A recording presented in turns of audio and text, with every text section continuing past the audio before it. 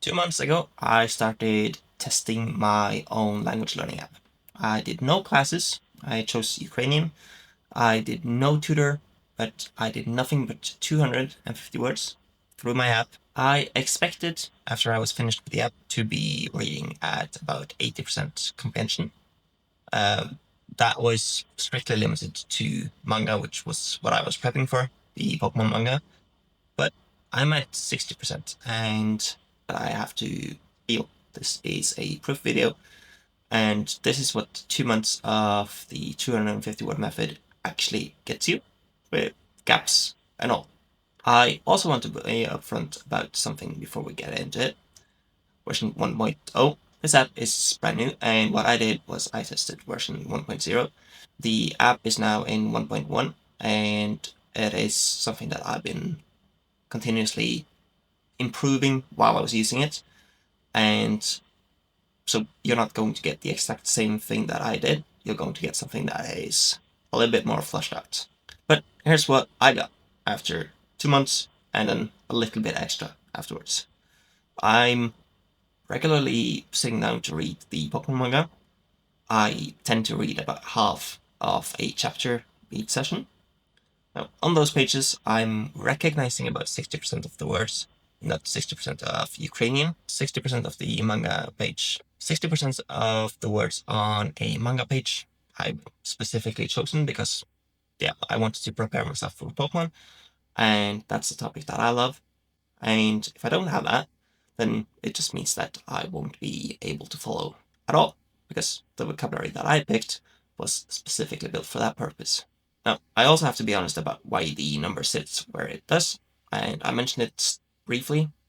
While I was testing it, there was a bug in the hardest level of the exercises. It wasn't actually testing me properly, and it let me move through faster than it should have. Once that got fixed, I decided I wanted to give myself an extra week just to make it more realistic towards what the people actually using the app as a more or less finished project could expect. On day one, I had no idea that Ukrainian in a single word changes shape depending on what it's agreeing with in a sentence. That's something that, unless you speak a Slavic language, I don't believe you're going to be aware of. And the app did, in the beginning, nothing to fix that.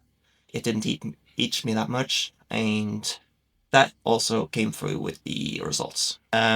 Went back and fixed so that even though it doesn't necessarily teach the grammar, it at least shows it correctly. And that's exactly what it's supposed to do, but that was also something that was fixed between version 1.0 and version 1.1. After the 60 sessions finished, I went straight for real content, which is what you're supposed to. I watched a movie and a half, and it's slow going because I don't want to force myself through something I'm not actually understanding. I still can't find Pokemon content in Ukrainian, aside from just finding subtitles and manga. So the movies that I've picked are ones I've already seen in other languages, and I'm keeping subtitles on, and I'm using that basically just to get a bit extra vocabulary. I wouldn't really recommend doing that, and it's definitely not necessary unless you are really committed, because it does make it less engaging, and it also runs the risk of you burning out, and that's the very thing that we really want to avoid. The clearest moment of understanding something completely clean happened somewhere I didn't expect. So I've been testing a sort of a tutor personality in Claude that I'm building for myself, and I was asked which language I preferred out of a short list, and I was able to read the names of the four languages that I am able to speak, and those were Norwegian, English, French, and Portuguese. Those were written in Ukrainian with Cyrillic, and even though I'd never seen them, I was able to figure out that's what they were just based on the context and also being able to sound out the letters. Nobody taught me those words. I picked out Norwegian, for instance, by elimination because I already recognized the other three sitting next to it. But something similar is starting to happen with Pokemon names as well. And I can now guess how a name is going to be spelled in Cyrillic before I've actually seen it. because I've internalized which sound maps to which letter.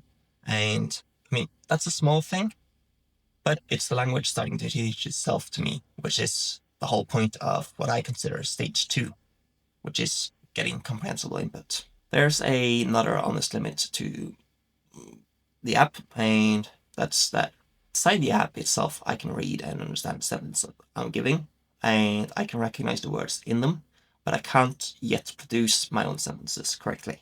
That's going to come from more reading and just chatting with the AI that I'm making, and I just haven't put in enough of it yet. And that's fine, because writing and speaking were never step 1. Now, recognizing the words, that was step 1.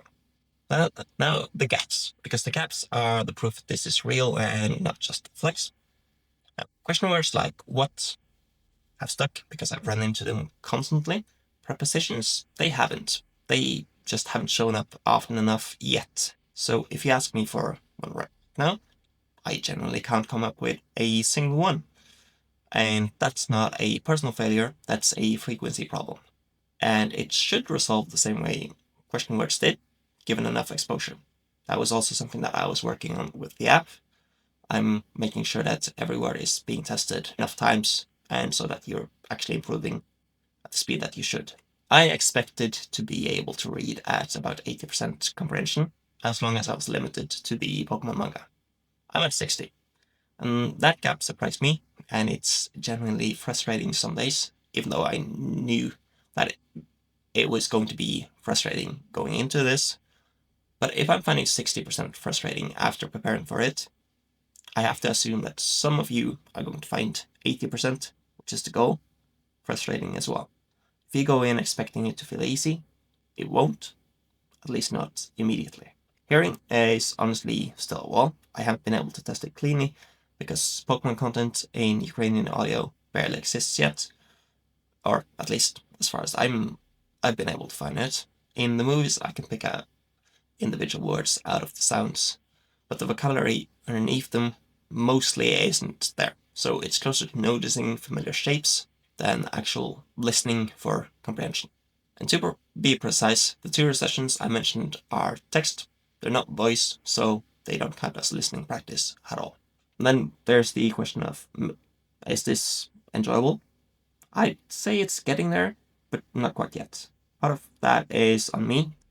I tested the rough and finished version of this app, so I got a harder ramp than anyone starting today will get. The first stretch is a bit of a grind for everyone, and that's normal, but it should ease up faster for you than it did for me. Like I said, haven't tried speaking yet, and that's not a gap, that's the plan. The method holds speaking back on purpose until there's enough real comprehension underneath it. Right now, I can produce the sounds, that's the ceiling, and it's supposed to be that. So here's what's actually changing. In my tutor sessions, we started with a cap of 6 messages per conversation.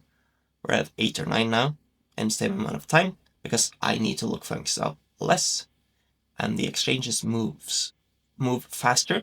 That's not a feeling, but it's something that's actually happening, and that's one of the clear signs that I'm getting that I'm actually improving. This is very different than with other languages that I learned. With Portuguese, I was still on Duolingo at 2 months, but I was losing motivation because I had no plan for how long to keep going with Duolingo. And with French, 5 years of school landed me at roughly the same comprehension level I'm at with Ukrainian now. Now, that needs a caveat because obviously I didn't just learn 250 words of French, but what 5 years of French in school gave me was a shallow coverage spread across every subject we ever touched, but never deep enough in any of them to sit down and actually enjoy reading. 2 months of Ukrainian gave me that same rough level of understanding, but then concentrated in one lane that I chose myself so that I can actually use it. Some people might also say that I picked this up fast because I already speak 4 languages. But I don't think I learn languages quickly. What I have is the frustration, or what I have is that I know that there's going to be frustrating times. I've gone through that several times, so I know that it's coming. so it doesn't scare me off the way it would if someone was hitting it cold. The real edge, the one that's actually mine and not available to a true beginner, is that, for instance, I've already read some manga in several languages. I've read the Pokemon manga in Portuguese already, so if I'm reading that, which I'm doing in Ukrainian, then I know some of it. If I find the Rave Master manga, which I've read in 3 languages so far, I will be able to understand a lot more just based off of me knowing the context. I will just be mapping the words onto a story that I've already read several times, and nobody that's starting from zero gets that shortcut. Here's what my method actually promises. It's not speaking, not writing. It promises you're going to be able to interact with content in the language you chose, and then use that content to keep learning on your own. And I'd say it's delivering that. I tested the worst version of this app, and it's only ever going to get better from here. And yet it still got me to the point where I'm at least able to interact with some content. And everyone that starts from today gets a better version than what I did. If you take one thing from this video, then it should be this. 2 months of focused vocabulary and real content gets you further than years of unfocused study ever does. But it doesn't get you fluent, and it doesn't get you talking. It gets you reading, recognizing, and starting to notice the language teach itself. Now, don't expect more than that at 2 months. Expect exactly that, and that's going to be plenty.